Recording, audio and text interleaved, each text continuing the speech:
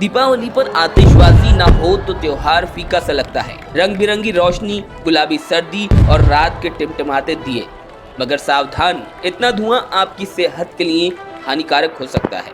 दीपावली पर आतिशबाजी की सतरंगी रोशनी कुछ पल के लिए भले ही आंखों को भाती हो, मगर ये कई बीमारियों के पनपने का कारण भी बन सकती है। विशेषज्ञों की माने तो रंग बिरंगे पटाखों को बनाने में अलग अलग केमिकल का इस्तेमाल किया जाता है। ये केमिकल जलने के बाद रंग बिरंगी रोशनी तो देते हैं, लेकिन इनसे निकलने वाली गैसों से चर्म रोग समेत कई अन्य बीमारियों के फैलने की आशंका ज्यादा बनी रहती है। इसके अलावा मौजूदा वक्त में कोरोना का प्रकोप जिस तेजी से बढ़ा है, उसे देखते हुए कोरोना से रिकवर होकर आए किसी मरीज के लिए ये प्रदूषण और भी ज्यादा घातक हो सकता है। अब होता यह है कि जब हम क्रैकर्स में आग लगाते हैं तो उसके साथ सल्फर डाइऑक्साइड, नाइट्रोजन के ऑक्साइड्स, थोड़ा सा ओजोन और ये सारी गैसेस और आपके हाइड्रोकार्बन्स और थोड़ा कार्बन के पार्टिकुलेट, ये सब निकलते हैं। चूँकि दीपावली के दिनों में मौसम थोड़ा ठंडा होने लगता है, तो होता यह है कि ये ज़्यादा ऊंचे एटमॉस्फेयर में नहीं जा सकते। तो जब ये ज़्यादा ऊंचे एटमॉस्फेयर में नहीं जाएंगे तो लोअर लेवल पे रहेंगे, तो उसकी वजह से जो भी इसके आसपास रहेगा तो उसको नाक में सांस लेने में प्रॉब्लम आएगी।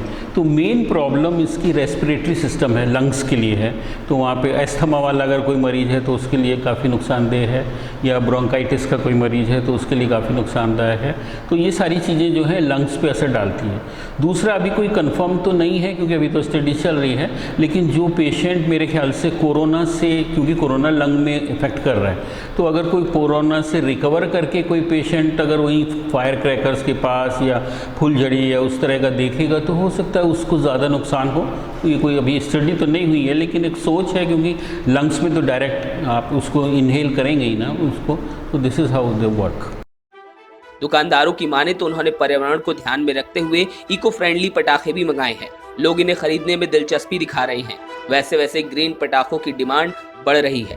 हालांकि कोरोना के कारण बाजार इस बार थोड़ा सुस्त जरूर है।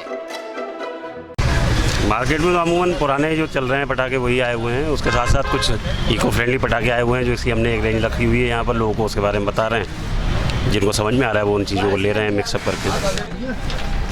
पटाखे हमारे पास गिफ्ट बॉक्स टाइप के आइटम हैं, जिससे कि कम पैसों में वो अपने पूरे परिवार के लिए पटाखे वगैरह ले जा सकें, और दिवाली का त्यौहार तो सबको मनाना ही है, तो वो उसको मना सकें कम लागत में, अपना पूरा त्यौहार अच्छी तरीके से मना सकें। पहले जो नॉर्मली आते थे पॉल्यूशन वाले, इस बार जो आए पॉल्यूशन फ्री वाले आए हैं। सभी ग्रीन पटाखे हैं, और इसमें कॉक ब्रांड है, सोनी है, स्टैंडर्ड का है, सुप्रीम का है, चिदम्बरम का है, बाकी सब कंपनी का है, सब इंडियन कंपनी है, चाइनीज़ कोई पटाखा नहीं है।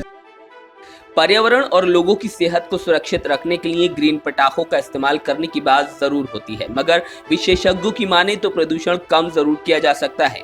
मगर पूरी तरह ये कह पाना मुश्किल है कि ग्रीन पटाखे पर्यावरण को नुकसान नहीं पहुंचाते।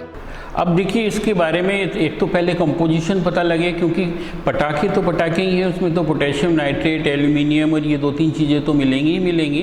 तो उसमें ऐसा उन्होंने कौन सा ऐसा अलग से कॉन्स्टिट्यूएंट डाला है कि जिसकी वजह से उन्होंने इको फ्रेंडली कहा है। नॉइज़ भी होगी, पोल्यूशन भी होगा, और उसका मैटर भी निकलेगा एटमॉस्फेयर में। तो अब कोई हो सकता है उन्होंने कोई एक आध सॉल्ट कुछ इस तरह का किया हो कि जो थोड़ा इको फ्रेंडली हो, लेकिन अभी उसका कोई बहुत ज़्यादा डिटेल आइडिया नहीं है।